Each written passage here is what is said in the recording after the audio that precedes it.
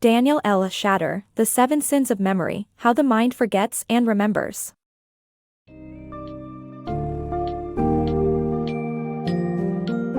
Discover the fascinating intricacies of the human memory in DanielLSchacter's The 7 Sins of Memory, How the Mind Forgets and Remembers. This book summary delves into the 7 memory pitfalls ranging from transience and absent-mindedness to misattribution and persistence, illustrating how our minds can sometimes betray us. Along the way, encounter engaging research, real-life examples, and the science behind our brain's remarkable ability to store and recall information. You'll also uncover valuable techniques and strategies to sharpen your memory and reduce the likelihood of these memory sins impacting your day-to-day life.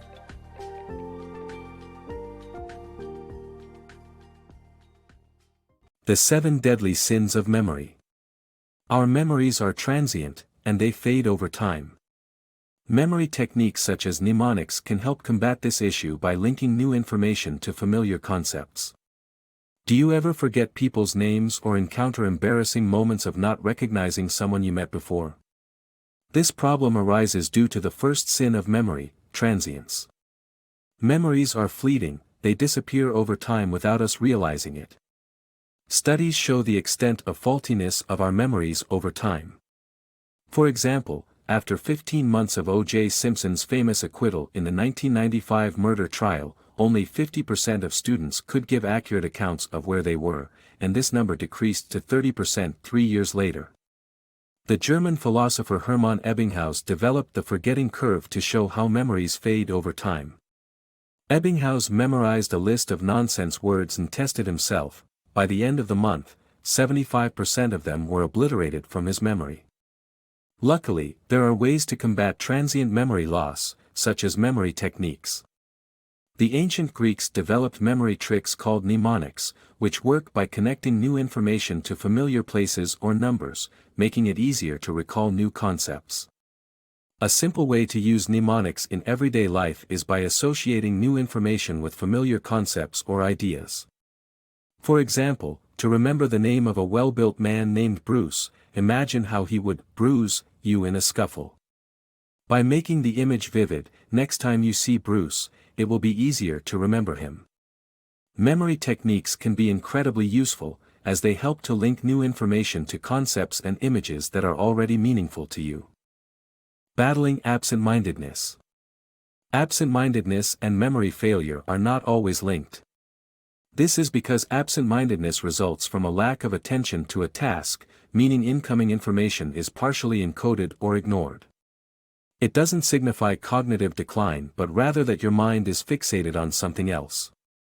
Sometimes we forget things because we haven't set appropriate cues, but at other times, we just can't remember no matter how many cues are provided. To combat absent-mindedness, we need to be attentive to the task at hand and set up appropriate cues, such as placing medication by our toothbrush, which acts as a visual reminder. The science of memory recall. Do you struggle with remembering names and proper nouns?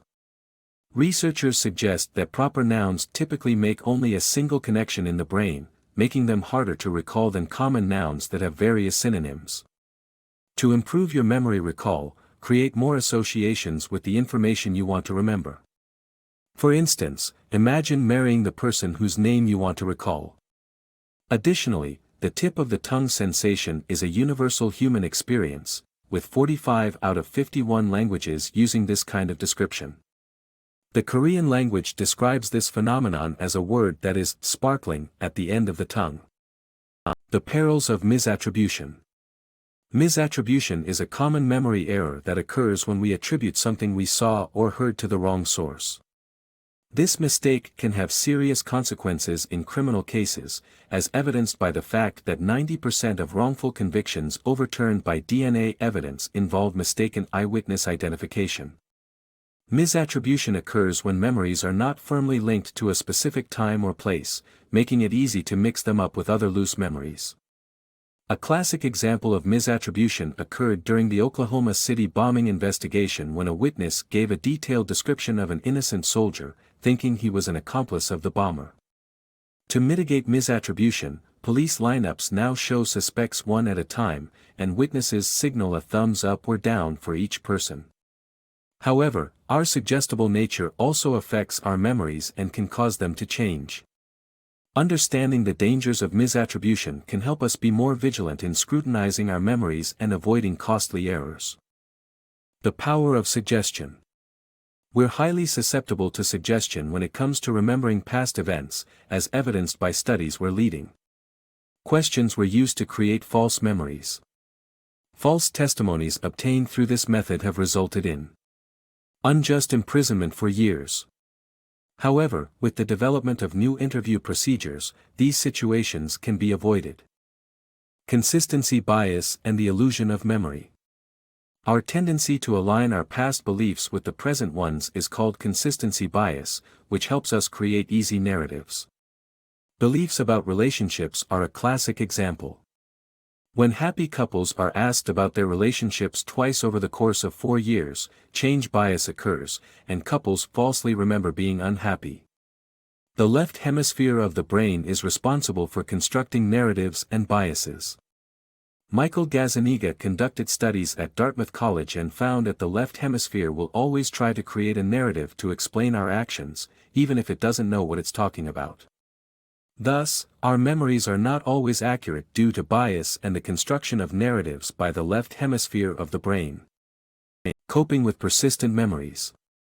The impact of persistent memories on us, why trying not to fixate on them isn't the solution, and how sharing or writing about them can ease their power. Donnie Moore, a pitcher for the California Angels, is a tragic example of how persistent memories can take a toll on a person. He missed out on winning the American League Championship Series in 1986, and just 3 years later, shot his wife before killing himself, haunted by the memory. But this isn't an uncommon occurrence. Anyone can have positive or negative persistent memories that impact them in different ways, depending on their thinking style. Persistent memories tend to come from emotionally impactful events, and those with a ruminative style are at risk of getting stuck in negativity loops. For example, the University of Michigan found that those who obsess about negative aspects of an event are more likely to suffer from depression. However, trying not to fixate on negative memories, as counterintuitive as it may seem, is not the solution. Trying to force ourselves not to think about something could actually intensify our thoughts through a rebound effect, according to a study by Harvard psychologist Daniel Wegner. The solution, instead, lies in talking or writing about our persistent memories. This coping method, as found by James Pennybaker at the University of Texas, helps put stressful experiences into a narrative context and has positive effects on mood and the immune system. By sharing or writing about our memories, we can lessen their power and cope better with them. This method has been particularly effective for people vulnerable to flashbacks, such as soldiers or refugees, but it can work for anyone. The 7 sins of memory, as outlined in the book summary, don't have to be that bad after all. With the right coping strategies, we can learn to deal with our persistent memories and move on from them. The upside of memories' sins. Memories' sins, such as absent-mindedness and persistent memories, are often viewed as weaknesses. However, they are actually adaptations that have helped humans navigate their environment and succeed as a species. Absent-mindedness allows us to perform tasks on autopilot and think about other things simultaneously. Persistent memories help us avoid future harm, and positive illusions can prevent depression and motivate us to take on challenges. Neuropsychologist Alexander Luria studied a patient with an extraordinary memory, but he could not organize the vast amount of information he retained. Memory may have its drawbacks, but it is still a brilliant system that helps humans remember the past and navigate the present.